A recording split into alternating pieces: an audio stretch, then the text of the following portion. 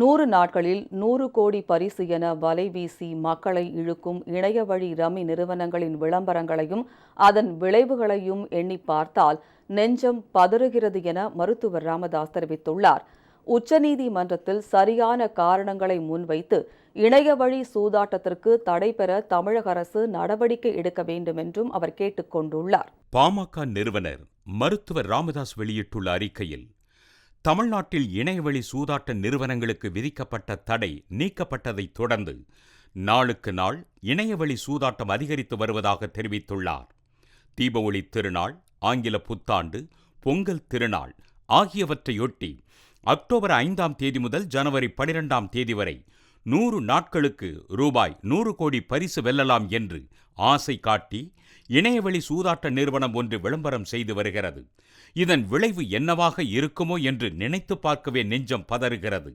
இந்த இணையவழி சூதாட்டத்தை நடத்தும் நிறுவனம் ஐதராபாத்தை தலைமையிடமாக கொண்டதாகும். கடந்த நிதியாண்டில் ரூபாய் 1070 கோடி வருவாய் ஈட்டிய இந்த நிறுவனம் நடப்பாண்டில் அதை இரட்டிப்பாக்கும் என்றும், அதற்கு முதன்மை காரணம் தமிழகத்தில் இணையவழி சூதாட்டத்திற்கு விதிக்கப்பட்ட தடை நீக்கப்பட்டதாகத்தான் இருக்கும் என்று கூறப்படுகிறது. தமிழ்நாட்டில் இருந்து ஓர் இணையவழி சூதாட்ட நிறுவனம் ஆண்டுக்கு ரூபாய் 1000 கோடி அளவுக்கு வருவாய் ஈட்டுகிறது என்றால், ஒட்டுமொத்தமாக தமிழக மக்களின் பணம் எத்தனை 1000 கோடி சூதாட்டத்தின் மூலம் சுருட்டப்படும், அதனால் தமிழ்நாட்டில் எத்தனை லட்சம் குடும்பங்கள் வீதிக்கு வரும் என்று நினைக்கவே அச்சமாக உள்ளது.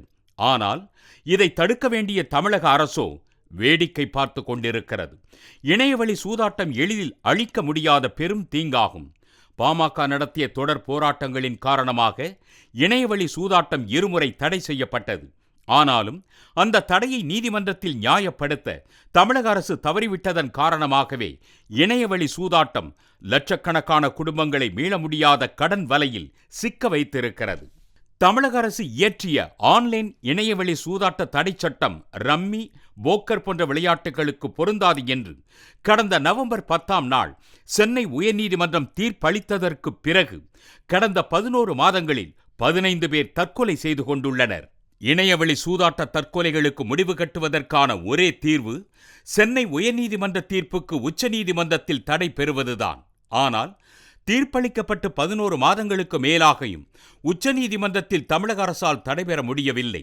சென்னை உயர்நீதிமன்ற தீர்ப்பை எதிர்த்து உச்சநீதிமன்றத்தில் தமிழக அரசு மேல்முறையீடு செய்திருந்தாலும் கூட கடந்த 6 மாதங்களுக்கு மேலாக தமிழக அரசின் மேல்முறையீடு கிடப்பில் போடப்பட்டிருக்கிறது. உச்சநீதிமன்ற தலைமை நீதிபதி அமர்வில் இதை சுட்டிக்காட்டி இணையவழி சூதாட்ட தடை வழக்கை விரைவாக விசாரணைக்கு கொண்டு வரவோ, சென்னை உயர்நீதிமன்ற தீர்ப்புக்கு தடை பெறவோ எந்த முயற்சியையும் தமிழக அரசு மேற்கொள்ளவில்லை.